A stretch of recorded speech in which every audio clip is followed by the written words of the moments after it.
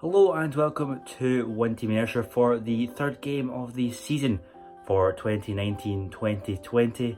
So far we've had 2 games and 2 losses with 4 goals against and only 1 scored, but plenty of time still to rectify that with plenty of games left in the season. Doesn't get any easier though, as today we welcome Aberdeen to Rugby Park. Traditionally we've not done well against the side from up north, but in recent seasons under Steve Clarke we have been more than a match for them, and hopefully that continues today. Angelo Alessio under a lot of pressure, but he'll be looking for his first win in the league today, following on from that extra time cup victory over Hamilton last weekend. So let's head along to Rugby Park and see if we can get the 3 points.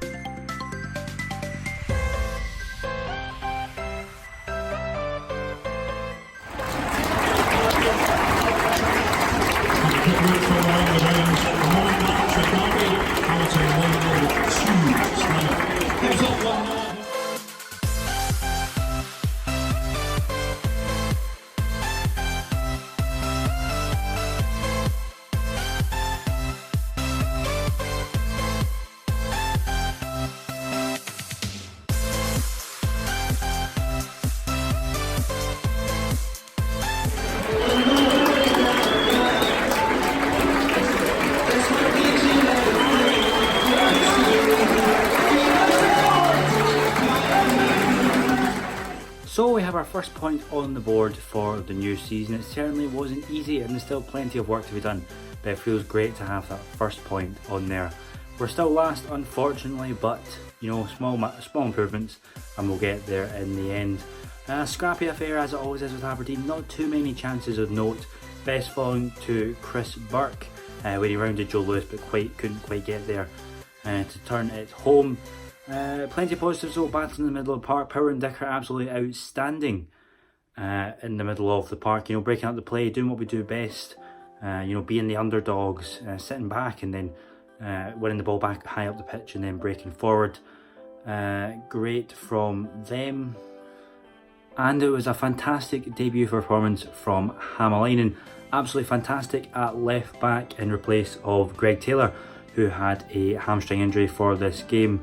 It took 10 or 15 minutes to settle into the game, but after that I thought he was absolutely fantastic, you know, making great forward runs, supporting Liam Miller on that side. They worked linked together really well, and then defensively he was solid as well, made a few good last ditch tackles, and overall just a solid performance. He was one of the, you know, man of the match candidates. That went to Gary Dicker in the end, but you know, a fantastic debut from the young Finnish international, and that'll do him you know, no harm at all going into the next couple of games, whether that be as the first choice left back if Greg Taylor moves on, or as his you know, understudy. That'll be great for him, great to have that under his belt against a very lively Aberdeen forward line who had chances of their own but didn't quite take them, and I don't think they were at their best today, because if they were, then you know, they might struggle as well this season based on that performance. But yeah, plenty of positives. We still need a striker, we're desperately crying out for a striker. Aaron Brophy tried his best today, had a couple of chances, but just not happening for him. We really need someone up there to support him. He came off, you know, with 10 minutes to go, and Dom Thomas came on up front. That just shows you the sort of plight that we're having at the minute. But yeah, we need a striker really badly. Whether we can get one off of Celtic in a deal with Greg Taylor, we'll just have to wait and see. But yeah, our striker needs to be top of Angelo Alessio's list. He said in the post-match press conference that, you know, he was looking for one, he was trying to bring one in, but he wasn't being successful as of yet. But we really need one in before the window closes, otherwise we're really going to struggle for goals this season. But yeah, overall performance fantastic. A clean sheet for Larry Brunescu as well, which will be a great relief to him.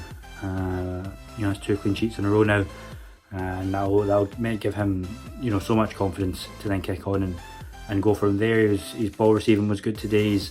His distribution was questionable at times, but you know, he's just learning. He's a new goalkeeper, learning the speed of the game in Scotland, and I don't think he did too badly at all. So yeah, lots of positives from that game. Still need a striker, but a great first point on the board against a very tough Aberdeen side, and we can take great heart going into next week's away game against St Johnstone.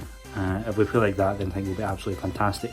But I think it's important that we do play, you know, as if we're the underdogs. I think that's how we get the best out of our team, playing as if we're the underdogs. It worked so well last season, and we've seen, you know, so far this season and at times last season, we struggle when we're supposed to be the team on top. We struggle when, you know, we're expected to win, and it just suits us to be the underdogs. And I think that's the way that Angelo Alessio has to go. Just sit the team back, get Dicker and Power to break up the midfield, and then counter-attack forward with pace when we get the chance. I think that's the way to go.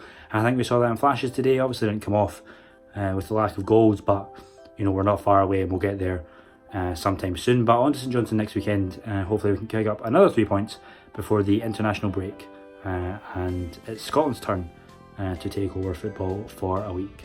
So plenty to be positive about, and I'll see you next week for the St Johnstone away game.